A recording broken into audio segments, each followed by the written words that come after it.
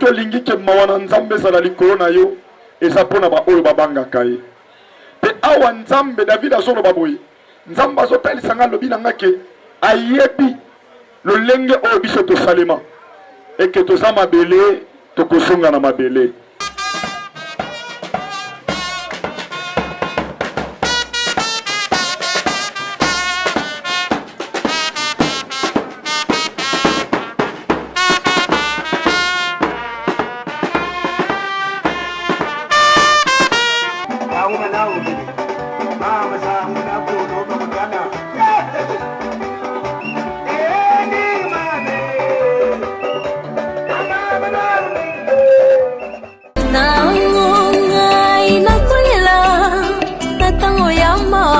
Kakayo Yesu nanga Mbona yonde Yebu tuta kubimema ya zote ndege Yebu kwenda kundemo ya zote ndege Adete kuna fuma ya zote ndege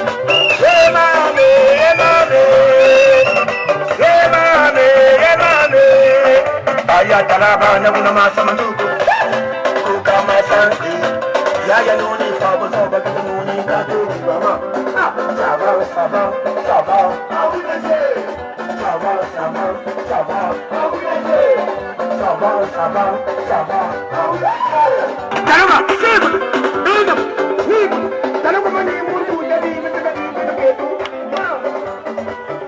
Aya ya mweni anda sabu dama be kusere babu mweni anda sabu dama be kusere babu mweni anda sabu dama be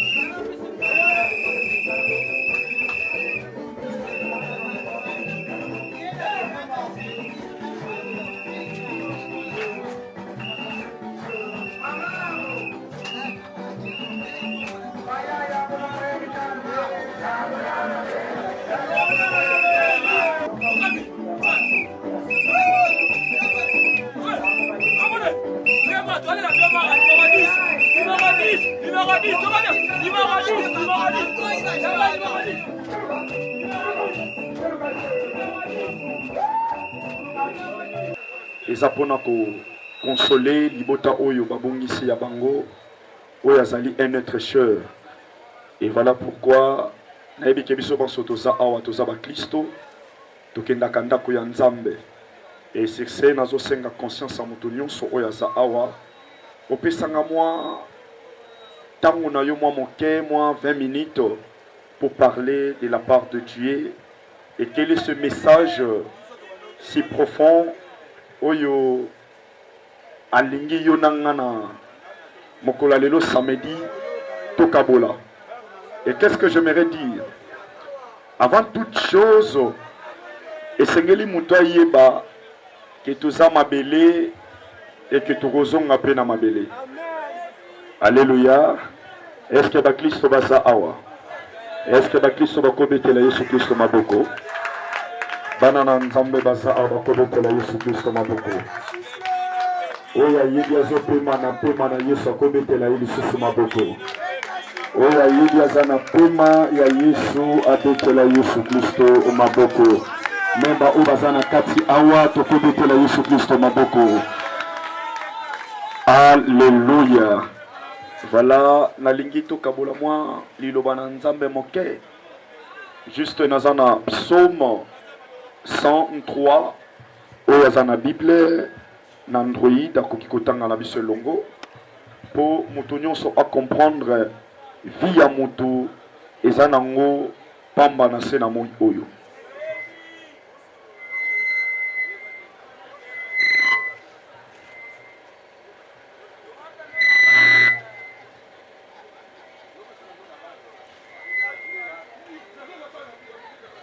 Voilà. Tozotanga liloba na nzambe nazana psaume 103. Je prends le verset 13. Nazo kita nango mamoke kino na verset na yango 16. Totangi liloba na nzambe au nom de Jésus. La Bible dit ceci: comme un père a compassion de ses enfants, l'Éternel a compassion de ceux qui les craignent. Bible lobi lokola tata azalaka na mawa pona bana na ye, Yahweh nzambe pe azalaka na mawa na ba oyo babangaka ye. La Bible a bien déterminé. Le verset 14, la Bible dit: car il sait de quoi nous sommes formés. Nzamba yebi lo lenge biso oyo to salema. Il se souvient que nous sommes poussière. Le verset 15, l'homme, ses jours sont comme l'herbe et il frétille comme la fleur du champ. Le verset 16, lorsqu'un vent passe sur elle, elle ne plie et les lieux elle s'occupait ne la reconnaît plus. Le verset 17, mais la bonté de l'Éternel dure à jamais pour ceux qui le craignent et sa miséricorde pour les enfants de leurs enfants. La parole du Seigneur.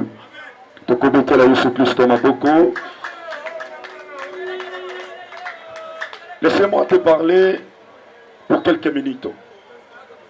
Naye ko éveiller conscience na yo mokola lelo samedi. Oui, aucune personne entre yo nanga toyebaki ke mokola lelo le 20 de fin mara mutakowe ko sangisa biso nesika oyo. Mutu moko tabanda ko s'attendre que un certain 2022 na mois d'août yo nanga towe ko fanda awa pona circonstance moko ya matanga to ya pasi. Mutu moko te asatanda kinango. Mais aujourd'hui, elle est devenue une réalité et une vérité que ceux qui ngana yo to sangani awa eza pona famille oyo toye kolelisa babongisi bango oyo za motuya. Mais j'aimerais te dire une chose. Bien-aimé, la Bible nous dit ceci, que chaque chose a son temps. Il y a un temps pour rire, il y a aussi un temps pour pleurer. Il y a un temps pour semer, il y a aussi un temps pour récolter. Mais bien-aimé, la ligne a rappelé Yomutoza Katinesika Oyo. Salomon lobi boye. Na tamboli mokili mobimba. Na salinyo sonako sala. Mais na yeko reconnaître que enfant makamunyon surtout vanité de vanité tout est. Est-ce que nazolo banabana na nzambe basa awa? Yebisa voisin vagino vanité de vanité tout est vanité. Yebise oino sozo sala suka nango ezali. Alléluia. Yebisa ye ozo sala suka nango ezali. L'homme a sa destinée. La Bible dit ceci: lokola tata ayoka kamawa pona bana na ye, ainsi que nzambe ayoka kape mawa pona ba oyo babanga kaye. C'est-à-dire nzambe ayoka kamawa pona mutu nyonso te. Na lingi na yebisa mwana nzambe ke mawa na nzambe zalaka pona mutu nyonso te. Mais mawa na nzambe zalaka pona ba oyo babanga kaye. Soki olingi ke mawa na nzambe zala likolo na yo eza pona ba oyo babanga kaye. Pe awa nzambe David azolo baboyi. Nzambe azotalisa nga lobi na nga ke ayebi lolenge oyo biso tosalema eke toza mabele tokozonga na mabele. Lelo eza mokolo ya ndeko na biso nitu mutu alali lobe kozala ngai lobe kozala pe yo mutu oza wana. mokili eza tour na tour, mokili eza tour na tour. Bien aimé, awa David azoloba boye bomoi ya mutu ezali lokola matiti tondunda oyo balonaka na bilanga. Alobi ntango mopepe eyaka to elekaka likolo ya matiti wana epindoli yango to epindoli nzete oyo nanga toyebi soki uraka eleki likolo ya nzete mopepe makasi eye ekweyisi nzete eke nzete ekwei. Bible elobi nzete wana to ndunda eyebaka lisusu te esika oyo ezalaki, ezo reconnaître lisusu te. Alobi eza lokola likasa oyo eza likolo ya nzete soki ekauki sukasuka ekweyaka. Soki olokoti likasa wana otuni ozalaki esika nini, likasa akozanga réponse akoye biso esika ezalaki. Eti sotisi bazolakisa balobi ke bomoi ya mutu na se na moi oyo eza comparable na nzete ya ndunda to na nzete ya manga to na ndunda oyo yebi. Pourquoi? Parce que nzete ndenge eza boye soki bakati yango soki otuni na nzete place azalaki akoyeba lisusu te esika azalaki. So de même mutu oyo akufi soki otuni ye esika yo ozalaki ayebi soki na yebi lisusu esika na azalaki te. Pourquoi? Parce que vi na ye esi déjà esuki na se na mokili oyo. David ake musika lobi yekolisa na kotanga mikolo na nga na se na moi oyo. Soki mutu na mutu ayebaki ke nombre de jours na ye to mbula oyo akokufela to ane to jour toza sanse ya komibatela lolenge na se na moi oyo. Bien aimé, vi ya mutu eza lokola likasa na nzete. Soki mopepe ye ekweyisi yango likasa yebaka lisusu seki ezali te. Mituna motuna ya ye kozala ndenge nini? Pose-toi la question. Kufa na ye kozala ndenge nini? C'est la question aujourd'hui nous sommes en train de se poser. Kufa na yo ekozala ndenge nini? Aucune personne oyo aza na se na mokili oyo ayebi lolenge ya kokufela. Voilà pourquoi nous avons éveillé conscience sinon na poko lelo. Bien aimé, eloko eleki nyonso na se na moi oyo eza kotambola na kobanga nzambe. Eza kotambola na kobanga nzambe. Bible elobi lokola tata ayokaka mawa mpona bana na ye, ainsi que notre Dieu oyo akela yo na ngai ayokaka mpe mawa mpona ba oyo babangaka ye. Soki nzambe olingi ayoka yo mawa zala parmi bato babangaka ye. Soki nzambe ayokaka mawa mpona ba oyo babangaka ye, à combien plus forte raison bien aimé oyo pesa ye bomoi, oyo pesa ye bomoi. Bien aimé, je te pose une question simple. Lelo Esaïe, ce qui te longue katinesika oyo, pose-toi la question. Après et kozalanani. Après ye kozalanani. Et pose-toi la question. Si maliwana yo, okokende wapi. C'est la grande question que tu dois te poser. Après liwana yo, okokende wapi. C'est bien bon. Lelo ozo festoyer, ozo sepela. Ozo sala onyo soko sala. Mais pose-toi la question. Lelo soko kei. Okokende wapi. Écoutez une personne à Zoloba. Tobanga liwate. Mais tobanga nde esika tokende po toyebiangote. Non, que ces personnes te trompent. Motote akosayo. Bien aimé, le contraire. Tobanga nde nzambe. Parce que lelo soko kufi. Mituna okokende wapi. Bien aimé, nous avons que deux destinées. Ce que raté le laté, bien aimé, l'ifelo ekoyambayo. Oya ko ce que raté, le raté lola. To ce là ah, nazo mene vie pour un tel azo mene vie wana. Nazo sala pour un tel asa awa. Mais tango kozonga na place na yo moko. Tango kozana conscience kozonga yo. Okomi tuna ke fina ngandenge na zaboyi. Ezali mabele. Ezali poussière. Que lobinga pe na kokufa ndenge ndeko akufi awa. Lobinga pe na zana morgue ya mabanga to ya mama ye moto ya cinquantenaire lokola ndeko sa awa. Mais pose-toi la question. Lelo soki okufi suka na ye kozala ndenge nini? Yesu akufa na ekulusu te mpona amona yo ekende lifelo. Mais Yesu akufa na ekulusu po yo lobi okende esika ya azali. Bien-aimé, donne ta vie à Jésus. Yesu ana posa bomoi na yo. On peut faire tout ce qu'on peut faire. Nyonso tokosala na se na moi oyo. Mais destiné na yo, seul misala na yo muto ko déterminer lobi na yo etamboli na yo misala na yo yango nde ko déterminer lobi na yo. La Bible dit ceci: chacun de nous portera ses propres fardeaux. Mutu moko te akosa yo ke okomema mikumba ya ndeko na yo, mutu te akosa yo. Chaque personne na sena moi oyo okomema mikumba oyo sala. La Bible me dit on se moque pas de Dieu. Ce qu'un homme aura semé, c'est ce qu'il le moissonnera. Oyo ko sala lelo yango ko buka. Lelo ndeko na biso akei. Est-ce que ndenge to sabo to so leçon et que ndenge ya lali bo lobi pe ko lala? Est-ce que tu n'engo ye awa lelo na soko mituna lelo ndeko alali lobi pe ko sala tourna ngai lelo pe lobi ko sala tourna ngai mutu te akosa yo liwa ezanzela ya mutu nyonso liwa ezala biso tozo teya liwa ezanzela ya mutu nyonso. Mais la chose la plus importante eloko na koyebisa yo pesa vi na yo epai na Yesu. Lelo ato kufi Yesu akoyamba yo.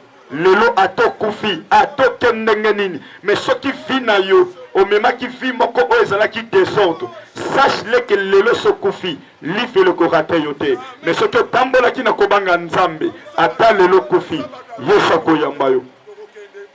Voilà pourquoi David dit la vie d'un homme sur la terre et ça le kola nzete oyo lonami pene pene ya lopango na mabele et que mon pepeye et memi yango elongoli yango tomonaka ngo ke soki mbuleleki makasi mo pepeleki makasi epindolaka même banzete.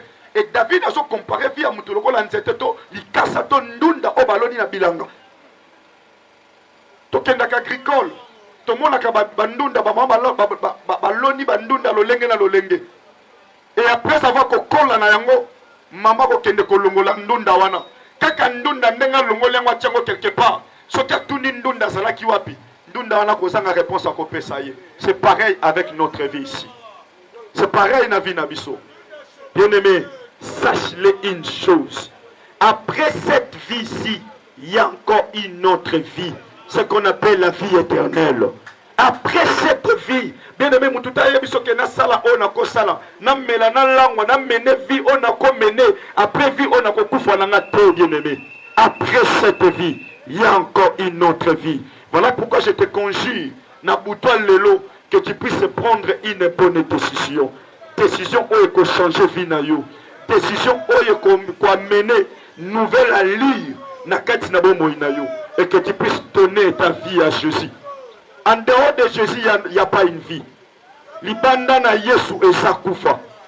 Bien aimé, libanda na Yesu ezakufa.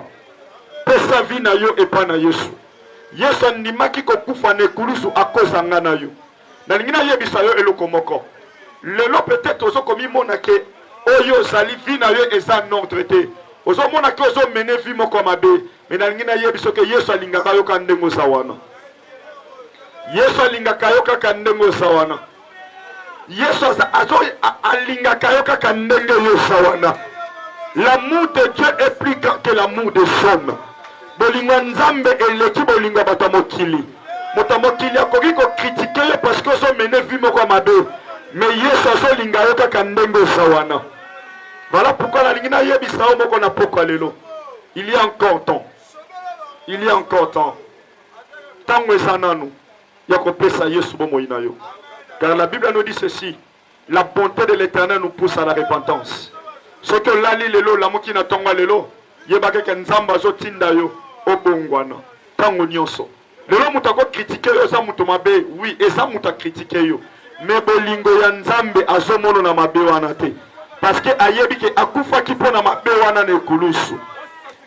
Bien aimé, ceux qui ont raté lola oko raté l'ifeloté.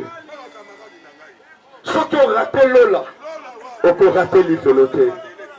Oh, et ça plus important, bien aimé, il y a coupé sa vie na biso pa na Yesu. Oui, lelo to fandi awa tozole la elongo na famille parce que batetre ya bango oya za motoya. Soki oki mututeli boya kufi peut-être tango na yende kokaki. Oui, lelo e komi tango ya viemara. Personne n'attendait cela. Yesu a contrôle la vie na yo. Yesu a la au centre ya vie na yo. Yesu a la maître ya vie na yo. Parce que après cette vie, il y a encore une autre vie. Pose-toi la question aujourd'hui. Lelo soke kufi, okokende wapi. Lelo soke kufi, okokende wapi. Chaque chose a son temps. Il y a un temps pour rire, il y a un temps pour pleurer. Il y a un temps pour se lamenter, bien-aimé. Mais bien-aimé, j'aimerais te dire une chose. Jésus t'aime. Yesu alingaka yo. Koleka nyonso.